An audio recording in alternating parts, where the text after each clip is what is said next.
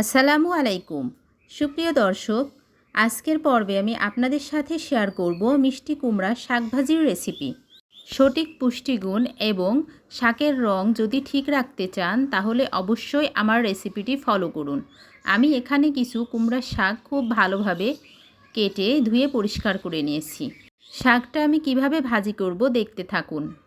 প্রথমে আমি কড়াইয়ে শাকগুলা দিয়ে নিচ্ছি। যারা যারা আমার ভিডিও দেখছেন কিন্তু এখনও লাইক দেন নাই, প্লিজ একটি করে লাইক দিয়ে দিবেন। 8 থেকে 10টা কাঁচামরিচ চেরা দিয়ে দিলাম। একটা রসুন থেতো করে নিয়েছি, সেটাও দিয়ে দিলাম। একটা পেঁয়াজ কুচি করে নিয়েছি, দিয়ে দিলাম। স্বাদ মতো লবণ দিয়ে দেব। যারা যারা আমার চ্যানেলটি সাবস্ক্রাইব করেছেন তাদের সবাইকে অসংখ্য অসংখ্য ধন্যবাদ। আর যারা এখনও সাবস্ক্রাইব করেননি, প্লিজ সাবস্ক্রাইব করে আমার পাশেই থেকে যাবেন।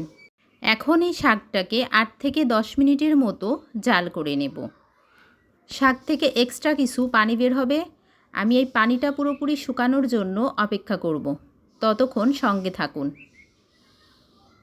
এই শাক ভাজিটার জন্য এক্সট্রা কিন্তু কোনো পানি দেওয়া যাবে না, কারণ বেশি পানি দিলে শাকটা বেশি সময় ধরে জাল করতে হবে আর তখনই কালারটা নষ্ট হয়ে যাবে।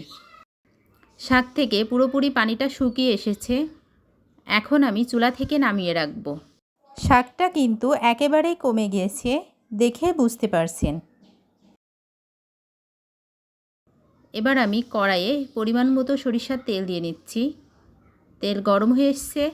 গরম তেলে পেঁয়াজ কুচি, রসুন কুচি এবং শুকনা মরিচ কুচি দিয়ে দিলাম। এগুলাকে ডিপ ব্রাউন কালার করে ভেজে নেব। বন্ধুরা, কুমড়ার শাক ভাজির জন্য এক্সট্রা কিন্তু আর কোনো মশলা ইউজ করব না, তাহলে শাকের টেস্টটা নষ্ট হয়ে যাবে। এখন আমি সিদ্ধ করে রাখা কুমড়ার শাকগুলা দিয়ে দিলাম। শাকগুলা আমি 5 মিনিটের মতো ফ্রাই করে নেব।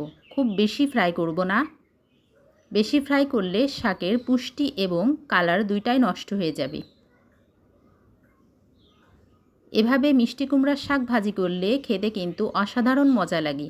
আমার এই রেসিপি ফলো করে আপনারা অবশ্যই একদিন মিষ্টি কুমড়ার শাক ভাজি করে খেয়ে দেখুন। শাক ভাজি হয়ে এসছে, এখন আমি সার্ভিং ডিশে পরিবেশন করে নেব। শাকের কালারটা কিন্তু একদম অসাধারণ হয়েছে, দেখে অবশ্যই বুঝতে পারছেন কতটা দারুণ হয়েছে শাকের কালারটা। যারা যারা প্রথম থেকে শেষ পর্যন্ত আমার ভিডিওটি দেখছেন তাদেরকে অসংখ্য অসংখ্য ধন্যবাদ। এখন আমি দুপুরের খাবারের টেবিলে পরিবেশন করে নেব। আমি একেবারেই সিম্পলভাবে মিষ্টি কুমড়ার শাক ভাজির রেসিপিটা আপনাদের সাথে শেয়ার করলাম। আপনাদের যদি ভালো লেগে থাকে অবশ্যই আপনারা একদিন ট্রাই করতে পারেন। সঙ্গে থাকার জন্য অনেক অনেক ধন্যবাদ। আসসালামু আলাইকুম। আল্লাহ হাফেজ।